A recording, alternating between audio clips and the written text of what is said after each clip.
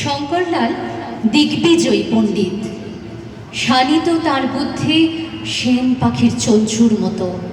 বিপক্ষের যুক্তির উপর পরে বিদ্যুৎ বেগে তার পক্ষ দেয় ছিন্ন করে, ফেলে তাকে ধুলোয়। রাজবাড়িতে নৈয়ায়িক এসেছে দ্রাবিড় থেকে। বিচারে যার জয় হবে সে পাবে রাজার জয়পত্রী। আহ্বান স্বীকার করেছেন শঙ্কর। এমন সময় চোখে পড়ল পাগড়ি তাঁর মলিন। গেলেন রংরেজির ঘরে।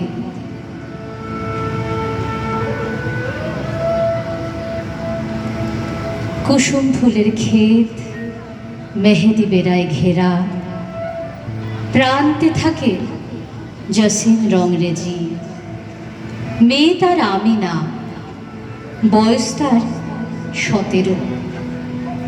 সে গান গায় আর রং বাঁটে, রঙের সঙ্গে রং মেলায়।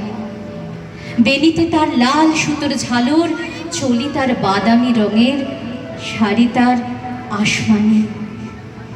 বাপ কাপড় রাঙায়, রঙের বাটি জুগিয়ে দেয় আমিনা। শঙ্কর বললেন, জসিম, পাগড়ি রঙিয়ে দাও জাফরানি রঙে, রাজসভায় ডাক পড়েছে। কুলকুল করে জল আসে নালা বেয়ে কুসুম ফুলের ক্ষেতে। আমিনা পাগড়ি ধুতে গেল নালার ধারে তুত গাছের ছায়ায় বসে। ফাগুনের রৌদ্র ঝলক দেয় জলে, ঘুঘুটাকে দূরে রাম বাগানে। ধোয়ার কাজ হলো, প্রহর গেল কেটে। পাগড়ি যখন বিছিয়ে দিল ঘাসের ওপরে, রংরেজিনী দেখল তারই কোণে লেখা আছে একটি শ্লোকের একটি চরণ। তোমার শ্রীপদ মোর ললাটে বিরাজে। বসে বসে ভাবলো অনেকক্ষণ। ঘুঘু ডাকতে লাগলো আমের ডালে। রঙিন সুতো ঘরের থেকে এনে আরেক চরণ লিখে দিল।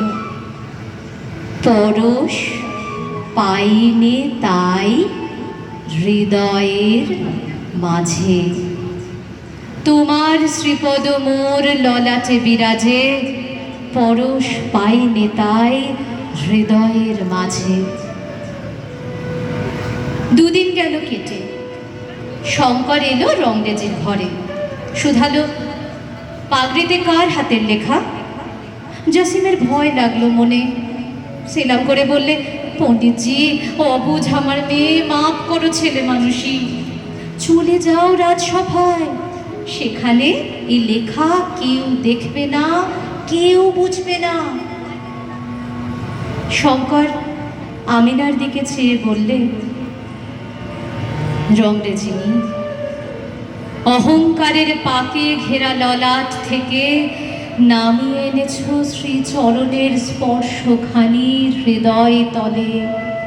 তোমার হাতের রাঙা রেখার পথে রাজবাড়ির পথ আমার হারিয়ে গেল, আর পাবো না খুঁজে। গর্ব সব টুটিয়া মূর্ছে পরে লুটিয়া, সকল মম দেহ মন বিনা সমবাজে।